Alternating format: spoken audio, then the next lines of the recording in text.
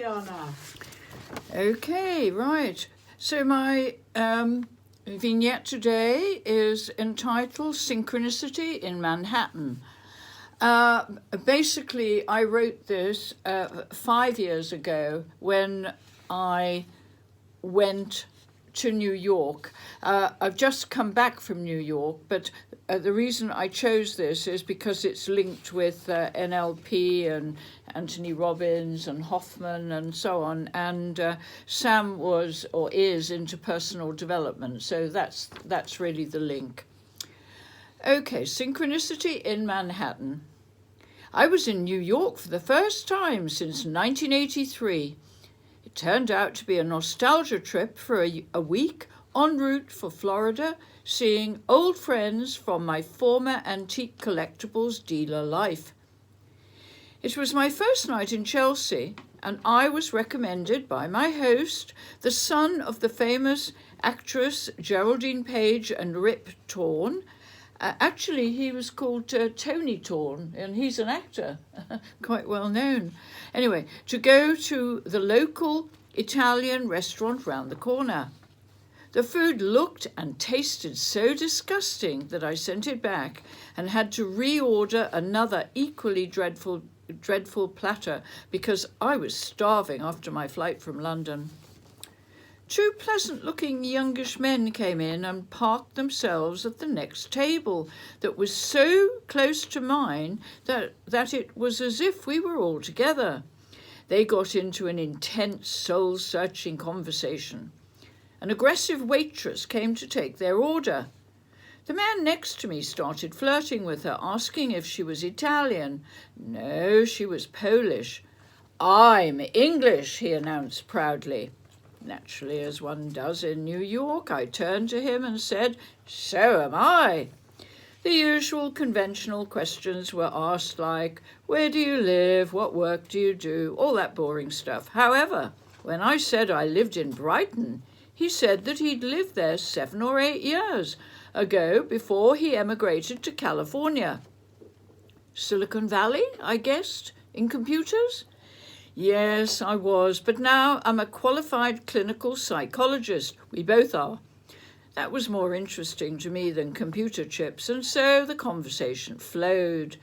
He ventured to explain that the standards and qualifications in the States was much higher than in the UK. I told him I'd gone to a clinical psychologist in Brighton for cognitive behavioural therapy and that it hadn't worked for me. Next, I asked him if he was into personal development. Yes. Anthony Robbins? Yes. And then he asked me if I had experienced the Hoffman process. Yes, I had. Who was your trainer?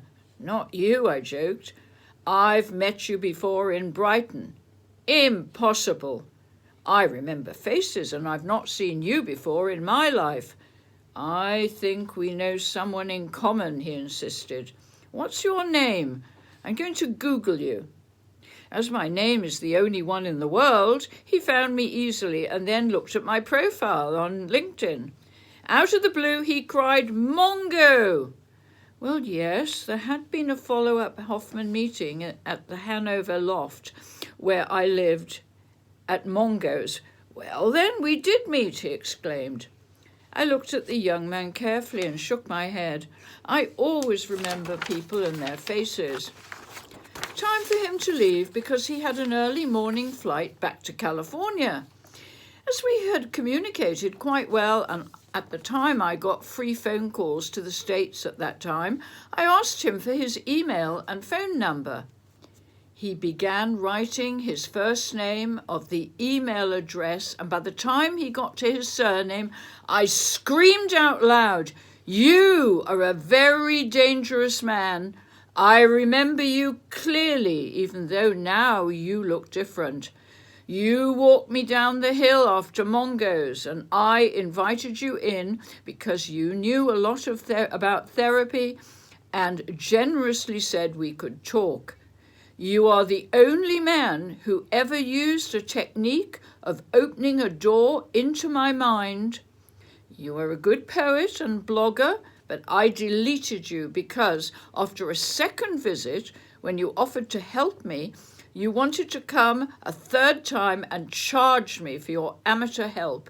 I was so disgusted by your insincerity that I deleted all your monthly poems and blogs. Then you emigrated, and that was the end of you.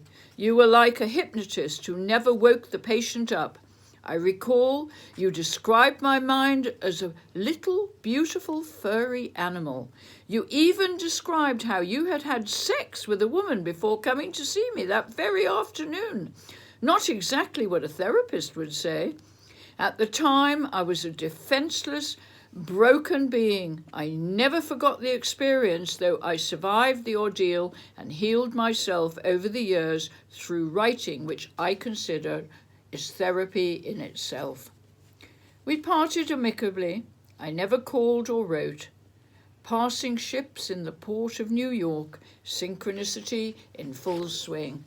And funnily enough, the other day, I did get a Facebook, blog or, I mean, he comes up on my feed. I obviously never deleted him, but I think he was Irish, a very good poet and blogger.